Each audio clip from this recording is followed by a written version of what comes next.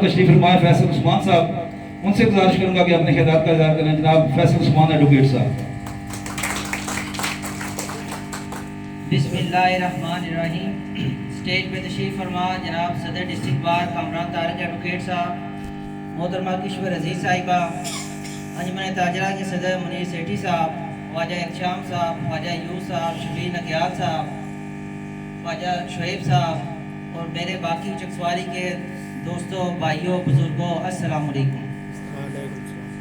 چکسواری کے بھائیوں، سب سے پہلے تو میں آپ کو سلام پیش کرتا ہوں کہ آپ لوگوں نے تمام تر سیاسی مخالفت، پریشر کے باوجود ایک باشعور شہری ہونے کا ثبوت دیا ہے۔ سچی بات ہے کہ میں چکسواری کے دوستوں سے رابطے میں ہوں۔ یہاں پہ جتنا سیاسی پریشر آپ لوگوں پہ ہے وہ میں اس سے لمحہ بہ لمحہ اس سے باخبر ہوں۔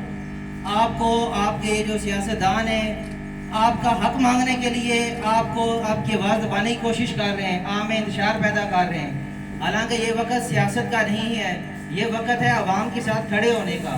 ان سیاستدانوں کو، ان نمائندوں کو چاہیے کہ یہ آپ کے ساتھ کھڑے ہوں، اس مشکل کی گھڑی میں آپ کو کوئی ریلیف لے کے دیں۔ اگر یہ آپ کو ریلیف نہیں لے کے دے سکتے تو یہ کس لیے آپ کے نمائندے منتخب ہوئے ہیں؟ اب دیکھیں، ہم نے حکومت کو، آپ سب کو پتہ ہے، 45 دن کا ٹائم دیا تھا۔ 45 دن کا ٹائم پرائم منسٹر صاحب نے اپنی مرضی سے لیا تھا، اور 45 دن کا ٹائم کوئی تھوڑا ٹائم نہیں ہوتا، بہت زیادہ ٹائم ہوتا ہے۔ اور اس 45 دن میں پرائم منسٹر صاحب نے اور ان کی کیبنٹ نے عملی طور پہ کوئی کام نہیں کیا۔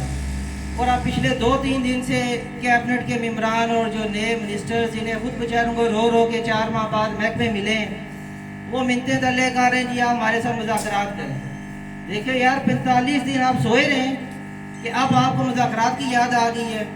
کل شام کو کافی لیٹ ہمیں وزیر توانائی برقیات جو چودھری ارشد صاحب ہیں، ان کا ایک لیٹر موصول ہوا جس میں انہوں نے حضرت صادق صاحب، قاسم مجید صاحب اور ایک اور منسٹر ہیں، ان چاروں کی طرف سے لکھا کہ جناب ہم آپ سے مذاکرات کرنا چاہتے ہیں، مذاکرات کرنا چاہتے ہیں تو آپ احتجاج نہ کریں، ہمارے ساتھ مذاکرات کے لیے بیٹھ جائیں۔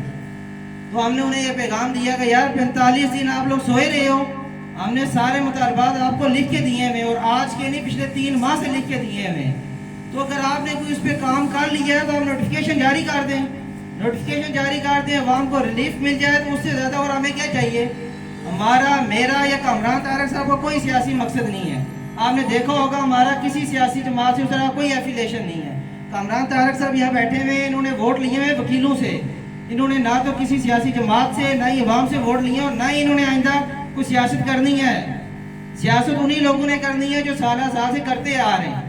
ہم نے نہ ووٹ لینے نہ کرنے۔ جنہوں نے ووٹ لیے ہوئے اگر وہ عوام سے مخلص ہیں تو میں آج اس میڈیا کی وساطت سے آپ سب کی وساطت سے انہیں کہنا چاہوں گا کہ یار، مذاکرات کی بجائے، عوام کو منتشر کرنے کی بجائے آپ نوٹیفیکیشن پراپر جاری کر دیں کہ ہم نے عوام کو بجلی ٹیرف میں اتنا ریلیف دے دیا ہے، ٹیکسیز میں اتنا ریلیف دے دیا ہے، رٹھیا ریاض برج کا ہم نے یہ کر دیا ہے، باقی جو ہمارے مطالبات ہیں وہ حل کر دیے ہیں۔ اگر حل کر دیے ہیں تو ہم مظاہرہ نہیں کریں گے۔